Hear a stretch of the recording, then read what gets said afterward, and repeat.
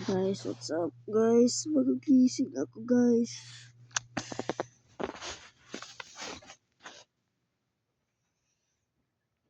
Guys, bagong gising tayo guys. Walang klase ngayon guys.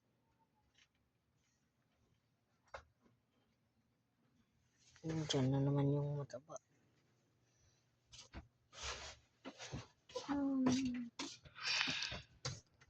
Di ba mataba? Ano?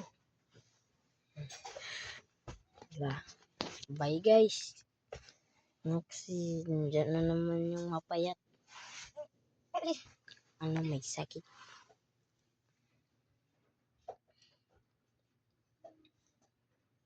Iiwan ko ba kung totoong may pasok? Sabi kasi ng kaklase ko eh.